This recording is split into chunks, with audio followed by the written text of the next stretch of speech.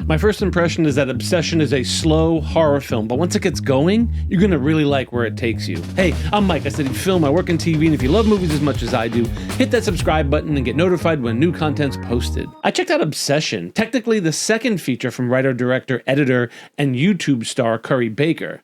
Baker, along with Obsession co-star Cooper Tomlinson, are responsible for the YouTube channel That's a Bad Idea, where they post themselves starring in short, twisted comedy videos. The pair met in film school and began making videos online, or their other film school as they call it. They are the poster children on how to make it in Hollywood in 2026. With several million followers across their various channels, they made a short film titled The Chair. The Chair is unlike their other short videos. It's more in line with the tone of Obsession. It follows a guy who finds a supernatural chair on the side of the road, and it opens up his world to all the horrors that it brings. I'll drop a link to it in the comments. You should see it as a companion piece to Obsession. They're very similar. Anyway, producer James Harris of T-Shop Productions saw The Chair and reached out to Barker to adapt his short film into a feature. Barker pitched him Obsession instead. The movies definitely share the same DNA, but Obsession takes it to a whole other level. Obsession is what happens when a guy wishes Zoltar style for the girl of his dreams to love him more than any other person on the planet, and that wish is granted. It's an old trope, right? Guy gets his heart's desire and it turns out not to be everything he hoped for.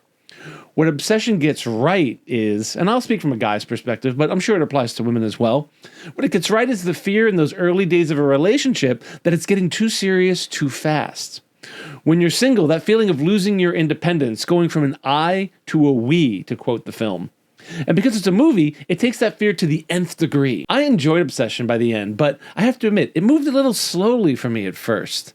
The Chair has the same problem. I know movies are about conflict, meaning you want your characters to have opposing views to move the plot along, but as an audience, we are so far ahead of the characters in Obsession that I found myself getting frustrated that it wasn't moving faster or revealing the plot faster. If you haven't seen it yet, I won't spoil it, but we know that Nikki, the girl of his dreams, is under some kind of spell, and we're pretty sure it's because of the One Wish Wonder novelty toy bear the main character buys. That's in the trailer, but it takes him and the other characters in the film a long-ass time to catch up to what we already know or suspect. That criticism aside, major props have to go out to the film's lead, Indy Navarrete, who plays the possessed Nikki. At the start of the film, she's a chill best friend type who catches Bear's eye, and then she goes from the kind of girl you want to grab a beer with to the most psychotic girlfriend anyone has ever seen ever. I love you. I love you. I love you. I love you!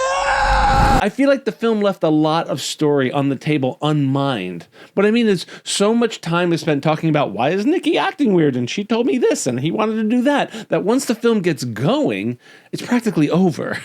For what it's worth, The Chair suffers the same problem, but The Chair is 25 minutes long. The Obsession is an hour and 40 minutes, and it felt like 2.5 hours. Overall, though, it's refreshing to see a film without any major stars or a name writer-director cut through and succeed in theaters where so many other hit films have failed. Obsession was made on a budget of $1 million and grossed $31 million in its first week. Forbes reported that Obsession is the cheapest movie to top the box office in 17 years. Also of note, it opened the same weekend as The Devil Wears Prada 2, the Michael Jackson biopic, and Mortal Kombat 2, so it had some stiff competition. Obsession is the kind of movie we go to the theaters to see, although it does make for an awkward first date movie. Anyway, those are my thoughts on Obsession. I'd love to read yours in the comments below. As always, film is about community. I'm Mike, and I love movies.